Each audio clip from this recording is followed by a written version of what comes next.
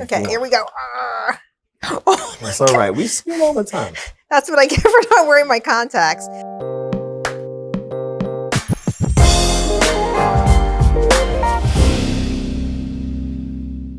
Today we're going to talk about healthy ways to have a cocktail. And we're going to start by talking about what alcohol does to your insides.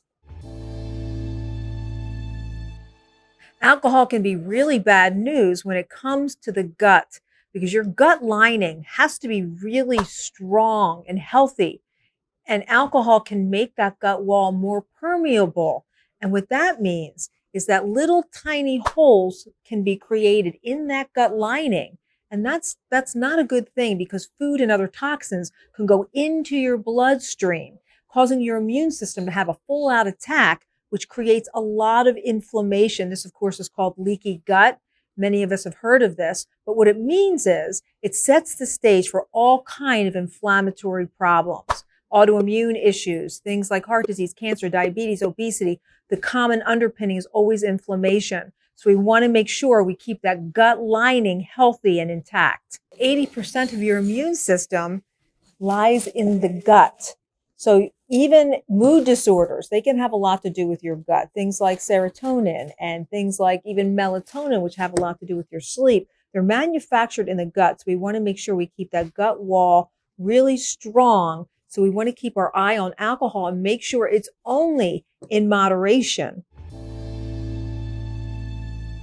The long-term effects of heavy drinking can actually cause you to have fewer gray matter in your brain. And when that happens, that puts you at risk for dementia. So let's talk a minute about the liver, because the liver is really important, because that's our detoxification organ. And one of the things that you want to have happen after you drink is you want to detoxify the alcohol.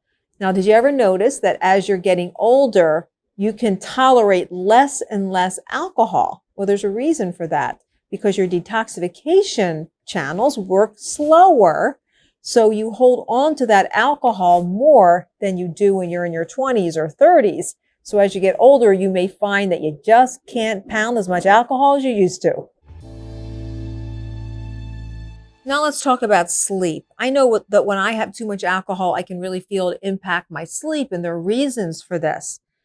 First of all, alcohol is a diuretic, so you find yourself getting up to go to the bathroom an awful lot, which is part of the reason why alcohol can also be very dehydrating. Also, there's something called adenosine, and adenosine increases when you drink alcohol. And what adenosine does is cause you to want to sleep.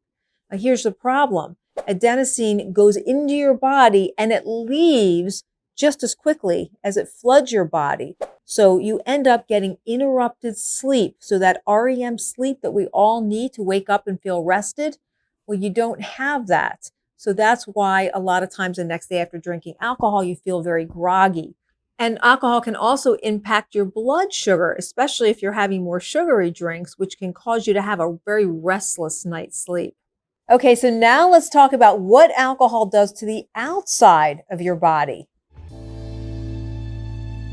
And let's talk about the skin. I love to have beautiful skin. And guess what alcohol does? It actually dehydrates your skin, causing it to look older, because that dehydration can cause wrinkles. Alcohol can also cause your blood vessels to dilate, which causes flushing, the spider veins, and redness. Now, there are some good things about alcohol, even though it may seem like it can't be true. But there are benefits, and if you have it in moderation. Now, what I mean by moderation, for women, about 1 glass a day, for men, about 2 glasses a day, overall, about 7 glasses a week. If you can stay within those guidelines, you can have things like maybe a less chance of heart disease, or a less chance of stroke, or even a less chance of obesity. So there are benefits, but again, these benefits only happen if you have alcohol in moderation. So this is the part where I like to talk about, are all alcoholic drinks created equal? The answer is a resounding no. Red wine versus white wine. Well, red's going to win with me all the time, because red wine has that beautiful resveratrol. And resveratrol is an antioxidant which helps with many things, including helping us age beautifully. And it's a powerful antioxidant that's actually really good for our brain and our heart as well. So I have to give red wine a big thumbs up. You know, I'm not a fan of any alcohol that has grains in them. So I am a fan of vodka that is made from potatoes or made from grapes because they're grain free. They also have less carbohydrates. Okay, I'm at New York's Hunt and Fish Club. I love this place, but what I love even more is the bar manager, Johnathan. Johnathan! Hello. Johnathan and I are gonna have a really good time because I said, Johnathan, I need a really good, refreshing summer drink. And he said he could hook me up, guys. Said he could hook me up. You can, right? I can definitely hook you up. So we're gonna talk cocktails and we are going to make a drink that he said is gonna blow my mind. So let's go. All right, so when we think of refreshing, the first thing I always think of is cucumber because I love the way cucumbers taste. It's a good summer mix for a cocktail. And it just gives you that zesty taste. So I love cucumbers. I can't believe you said that. I know you love cucumbers. Cucumbers, like that's my base for everything. If I'm juicing something, it's cucumbers. If I'm making a salad, it's cucumbers. If I want to look good, it's cucumbers. If I have puffy eyes, it's cucumbers. So I'm good. So we're good. We got cucumbers and we also have some strawberries, which are good for antioxidants, and blackberries and blueberries. We also have some fresh squeezed orange juice and some fresh squeezed grapefruit juice. Okay, I just gotta have like 1 minute for props for these all-star selections here, because when you talk fruit, I always want to talk berries because berries have so many antioxidants and they don't get your blood sugar running amok. So I love berries. Cucumbers, I love those because they're very hydrating and they're great for the skin. And orange is great if you're going to juice just a little bit because we want as much vitamin C as we can because it's a precursor to collagen in our skin. So as far as I'm concerned, this is an all-star list. It's a great start. And today we're going to be using potato vodka. I love this. I love this. You want to pick vodkas that are light in carbohydrates and you don't want them to have the grains in it. And I'm going to talk a lot about this because the grains are what do you in and make you feel terrible the next day. It's all the sugars, all the grains. So when you stick to a vodka like this, that's gluten-free, grain-free, and doesn't have a lot of sugar, you are going to have a much better day tomorrow. And the drink is so refreshing and enjoyable. I don't know why you do anything else. I don't either. The have you ever made a cocktail before? I've never, the only thing I've ever made was pour a glass of wine in a glass, pour some vodka and throw some like soda water or sparkling water and a lime on top. That is my bartending skills. Can you help me out? We are going to get fancy today, Dr. Kellyann. Okay, so now what we're going to do, we're going to make our first cocktail. Okay. This one we're going to make with cucumbers, strawberries, potato vodka, and a little bit of grapefruit juice. Now, here comes the fun part. Okay. We're going to grab our ice and we're going to shake, shake, shake. Okay. Okay, so just smack this thing in? Smack it in there. And now you want to hold it with two hands, one at the top and one at the bottom. So you want to get here and here, that way it doesn't slip out your hand. Okay. And then you just have some fun. Shake, shake,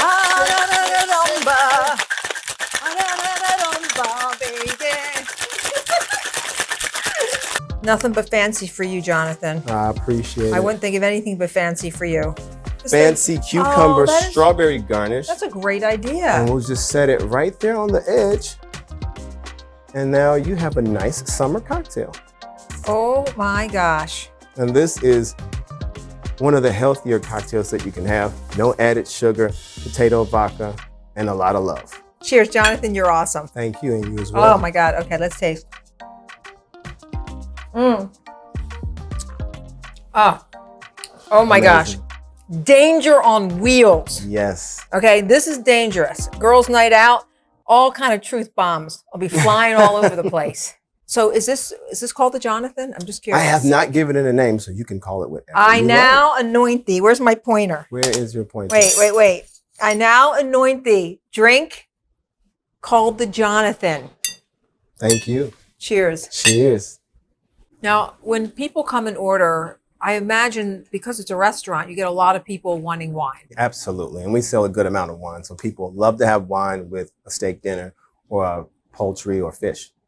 So would you say equal amounts of red and white, or do people order more of I one? would say pretty much an equal amount of red and white people order. I have to tell you, I love reds. I'm a big fan of a red as well. I'm a big fan of over reds, but here's the thing I think about red and white wines is I love wines from France. I love them from Italy. I feel like there's less sulfites in different wines, but what's really important, what everyone can learn from, is that the drier the wine, the better. The drier, the better. You're going to get a lot less sugar when you go for the dry, and I think that they taste just as good. They do. So you might as well. And that's the whole thing I want to illustrate here is that, again, I always say there's so many ways of accomplishing what you want, and if you want healthier alcohol, there's always ways to kind of move around and figure it out. So dry reds, dry whites. What would you recommend? The dry reds and the dry whites. A Pinot Noir is very good, and also a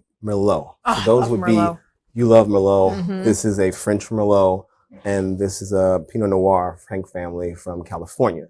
And on the white side, we have more of the drier wines would be the Sauvignon Blanc. Sauvignon Blanc is really good, and it has that tannic to it. So it's going to make your mouth pucker just a little bit. I will say that one of the things about red is that when they actually make the red wine, they keep the skin and the seeds in there. Yes. And this is why I'm such a big fan of red wine. So here's what I do. If I'm going to get red wine, I say, give me the red, give me the dry stuff. And if you're one of those people that like white wine, you want something light and refreshing, okay, just get the drier wine. And I do see research and I do see some things online where it's telling us that wines from France, wines from Italy, wines from Spain, and the list goes on, tend to have fewer sulfites than others. So just food for thought and just something to look at. And here's the thing about sulfites, Johnathan, and why I'm always telling people to kind of put a red alert out on that, because some people get a lot of headaches and they get bloating and they get nauseous. And even after just having a glass, even not after overindulging, they just wake up and they feel terrible. The most obvious symptom is usually a headache. I say that's sulfites speaking to you. It's dehydration and it's sulfites. Yes. So then that's when I say there are brands out there that have fewer sulfites. Just be on the lookout for them. And again, sometimes it has to do with regions. We'll talk about how much alcohol you should have to stay in moderation, to stay in that green space. But one of the things that I think everyone should be aware of is the one-to-one rule. And the 1-to-1 rule means for every drink you have to refuel with water. That is an absolute must.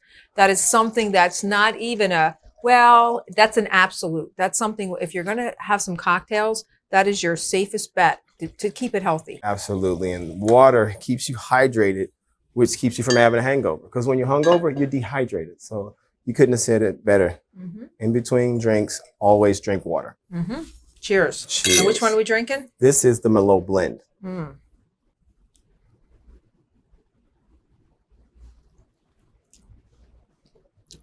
Wow, that is absolutely delicious. It is. I am not sure. Give me the bottle. Uh-oh. Get out of here. See you later. Bye.